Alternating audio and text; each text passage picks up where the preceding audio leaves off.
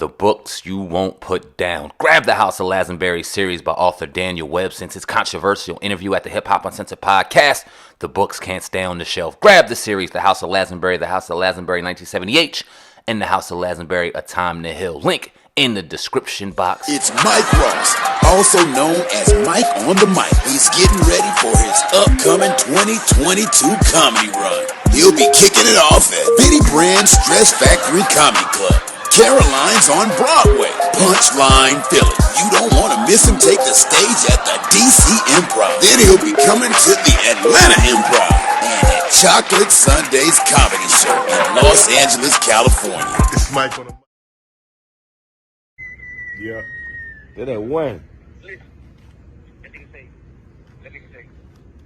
I wanted to get your thoughts, man, on hip hop, but more so this whole thing with a lot of these rappers now being pulled down with the RICO charge. Young Thug, Gunner, even AR-Ab, one time one of your close friends. It seems like now it's more so of an epidemic. They talk about the Bronx, New York drill rap and all of that.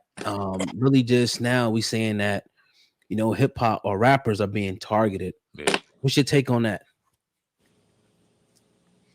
I'm not sure if they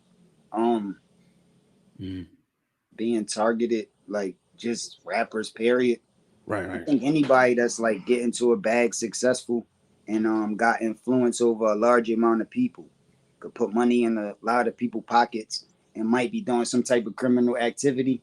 Then that's when that type of shit be happening. You know what I'm saying? But I don't think, like, you know, it's a thin line between that shit, man. You know, like the cops is real, bro. Like they really out here. They really can see what niggas doing. They really not trying to let niggas get away with doing whatever they want to do. So niggas knew that. That shit was happening before I was born, before my dad was born. My grandpa used to tell me stories about it. Like my grandpa was actually a cop, like one of the first black cops in Pennsylvania and Philly, where I'm from. Okay. So it's like, but then he quit because of the way the job was. So it's like, I'll tell that story another time. But anyway, like, I don't know, man. It's like, you know what I'm saying? It's like, it's kind of fucked up though. You want to see niggas making music and feeding their family, then they get this opportunity to get away from the streets and they still be so tied into it. Or sometimes get even more tied into it than they was before they started rapping. Yeah. So it's like, damn, that should be sad, because not only do they be losing a lot of time being behind bars, but also it be fucking up the whole system that they got. Like they be feeding a lot of people and niggas be eating and providing for their family off the strength of wherever I am, whether I'm your DJ, your hype man, I make beats for you, I'm your graphic designer, I'm your stylist, whatever. Like could be a lot of people losing out from niggas not being around. Plus all of the fans don't get the music. So it's a sad situation, man. Niggas just gotta figure out how to avoid it, man. You know what I'm saying? And figure out how to get in powerful positions to where we could change these laws, to where just every law they got, we just gotta fight it, and it is what it is, because we got the capability of changing laws to the way we want it. We got the capabilities of making it where they can't RICO nobody, but we gotta just know that and, you know, make the right decisions and make the right moves that need to be made so that we could start doing shit like that. So hopefully these things it might be bad for the people that's like going through it, but you know, it's a lot of smart people in the world too that might be waking up and might be like, yo, I don't like the fact that this could happen to my favorite rapper, or regardless if they guilty or not, it should just be a different way that they got to go about it. So it could be people in the process of changing laws now, or thinking of strategies to how they can make things different in the future because of these things. So, it's fucked up. Like I know when I was in jail, a lot of people was making jokes, and I was like completely innocent.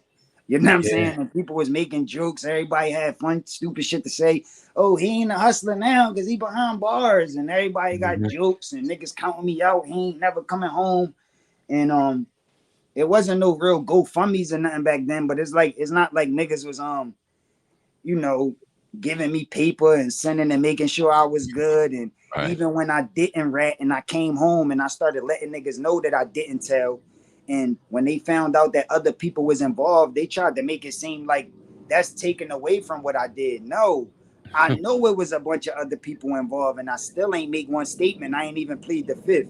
When they was coming and letting me know that I could go home today if I just said that I was gonna come to court or make a statement on somebody else they locked up, but I stayed and went to trial. Like, in order to do that, that take, especially when my album dropped while I'm in jail. I'm at the top of my career. I'm traveling the world and doing the most, and that shit get taken away from you and you still don't make one statement.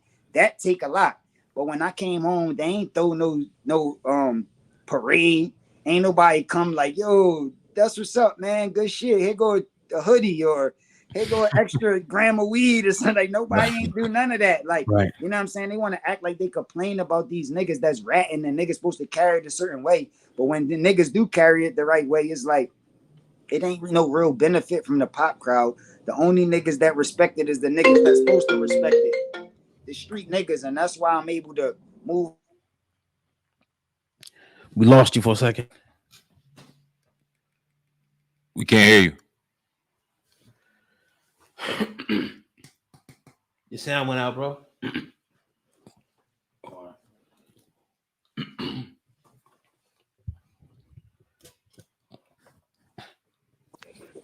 Yo. Yep. Yeah. You got. I think somebody was calling and shit. Yeah. Cut the mic off or something. Right. It's all good. So when you talk about that, you mentioned 6ix9ine in your song. You said, "What if he didn't tell?" And I gotta bring him up now because you kind of like, took it there with the whole ratting thing. You stood sturdy. You didn't tell nobody, but nobody gave a damn, right? On the other hand, you got this dude, who's in a similar situation, not exactly the same. He comes out and he tells right now, and you got a lot of people not want to fuck with him, and you got a lot of people that don't care. So what's your thoughts, on 6ix9ine still moving through the industry, the fact that he's still snitched? How you feel about that? I guess I pretty much just said it in that last question, man, because I was the person that did the complete opposite.